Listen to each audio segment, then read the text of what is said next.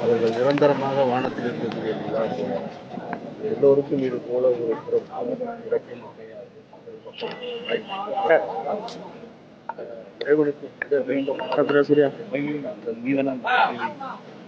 பாதுஷார் என்பவர் நம்மிடமிருந்து மறைந்து விட்டார், இறந்து விட்டார் என்ற வார்த்தைகளை யாரும் பயன்படுத்தவில்லை.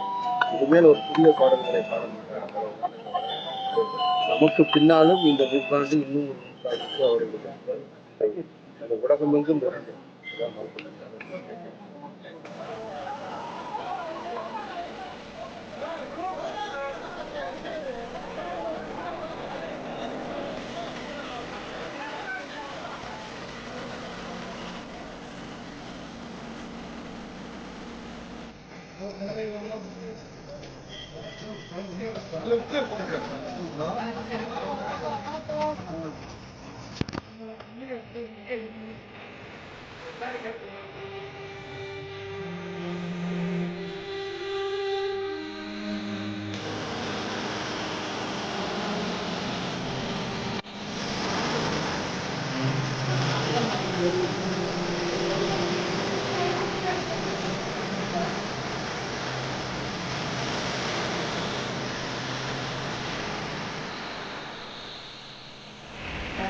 ஒரு படம் பண்ணியிருக்கேன் ஸ்ரீதரன்.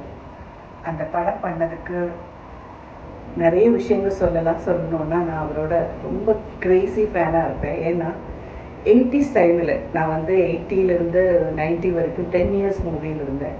ஆல்மோஸ்ட் 4-5 லாங்குவேஜிலும் ஒர்க் பண்ணியிருக்கேன். நான் வந்து தமிழ் ஆனாலும் தெலுங்கானாலும் கன்னடம் ஆனாலும் ஈவன் மலையாளம் ஆனால் கூட போனால் எங்கே போனாலும் சாரோட சாங் தான்.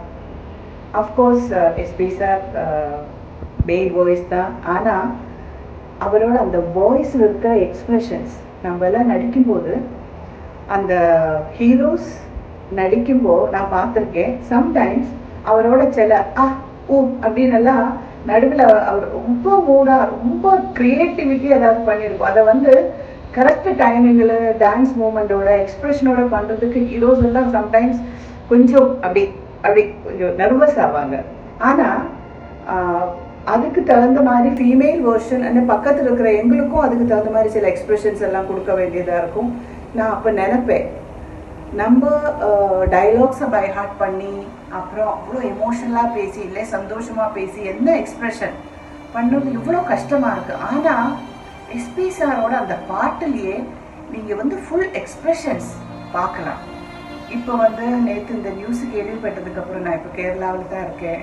நிறைய நியூஸ் மாறும்போது ஒரு மனிதன் இருக்கும்போதோ இல்லை அவர் இறக்கும் போதோ கொஞ்சம் நெகட்டிவாக இருக்கலாம், இல்லை நிறைய பாசிட்டிவாக இருக்கலாம். ஆனால் இந்த ஒரு மனிதன் தான் இவ்வளோ வருஷமாக நான் எவ்வளோ நியூஸ் பார்த்துருக்கேன்.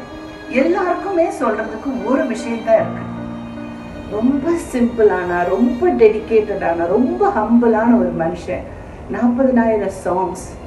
ஆனால் இப்போ அவர் ஸ்டேஜில் போகும்போது அவர் பாடுறது, அவர் கொடுக்குற அந்த ரெஸ்பெக்டு, அந்த மியூசிஷியன் கிட்ட எல்லாம் ஆசீர்வாதம் வாங்கிட்டு அதெல்லாம் பார்க்கும்போது நம்ம எல்லாம் லைஃப்பில் நிறைய விஷயங்கள் எப்படி தப்பாக தான் பண்ணுவாங்களோ அப்படின்னு கூட தோணும். இஸ் லைக் அ குரு தான் சொல்லணும். அவரோட அந்த ரெஸ்பெக்ட் எல்லாருக்கும் கொடுக்கறது. இப்போ கூட நான் யேசுதாஸ் அவர்களோட பாத பூஜை பார்த்தேன். அப்படியே நெஞ்செல்லாம் அப்படியே உருகி போச்சு.